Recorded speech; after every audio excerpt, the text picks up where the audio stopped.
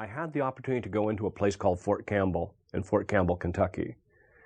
And at that time, a person by the name of General Pat Patrick asked if we would come in and maybe spend a little bit of time helping the people get over what was at that time a very serious tragedy, where we had lost a great deal of people in what was called the Gander situation. When some of our people were returning from the Middle East, were involved in an airplane crash up in Gander. And so the families, most of them that were lost, were housed right there at Fort Campbell. And so we were going to come in and see if we couldn't get them to refocus on the future in some way. So the important thing to get across here, though, was as we came into the civilian airport, and then we're going to be escorted into Fort Campbell by helicopter, as I came in with a friend of mine, Jack Fitterer, we were greeted by, at this time, 2 camouflage people. 3, actually. One was an escort, and the other 2 were helicopter pilots. We got into the helicopter, and it was nighttime. These kids were going to demonstrate how this helicopter worked to me on the way in. They were going to give us a fun ride. And they were going, I don't know how fast. I mean, let's just say 150, 170 miles an hour. But it wasn't much more than 150 feet off the ground. And keep in mind now, it was dark. And there could have been hills and telephone poles and trees and everything else. And these kids were just having the times of their life, taking us in. But what they were wearing were some special glasses. They had kind of like special goggles on, from my view.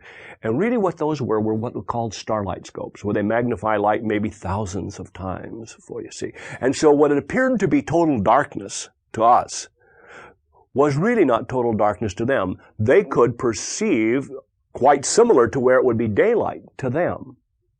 But for me, I couldn't see. And I couldn't move. If I was me, I wouldn't move nearly as fast, and I wouldn't be nearly as assured, and it would be very scary. And sometimes life is like that to us. If we can't see, we move rather timidly. We move rather unsure of ourselves. But if you can put on special glasses, it allows you to move a little bit faster than the people around you. What this course will do will allow you to have special glasses. Just allow you to see a little bit better than perhaps you could before, or another person might. So this perception that we're going to talk about isn't magic stuff. Really what it is, it has a lot to do with many factors, one of which is your belief factor in your mind. The things that you believe not only affect how you act, they affect what you perceive. Have you ever lost your wallet or your purse? Of course you have. Sometime or another. And then what you did, though, if you could go back and reflect, or if, in fact, instead of going back and reflecting, watch how you do this the next time.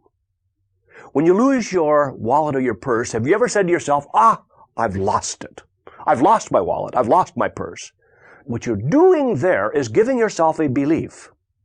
Without knowing it, because what we're going to do later on in this course is talk to you about psycholinguistics, the power that your language has on your belief. The power that your language, how you talk to you, has not only on your belief, but what you let yourself perceive or see. So now, keep in mind what you just did was give yourself a belief. And what was it? I've lost my wallet. I've lost my purse. There was a person a long time ago by the name of Festinger who came up with the cognitive dissonance principle. Cognitive meaning idea, belief, truth, opinion. Dissonance meaning disharmony, getting upset, getting mad. And he said no human being can hold 2 conflicting beliefs in their mind at the same time without disharmony occurring, getting upset, getting mad.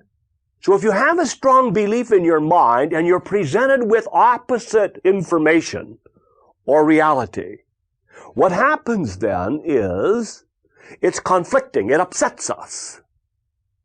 And so we have a tendency to not want to be upset, so we block out information that doesn't match what we believe. Now, we block it out visually. We block it out to sound. We block it out to taste or smell.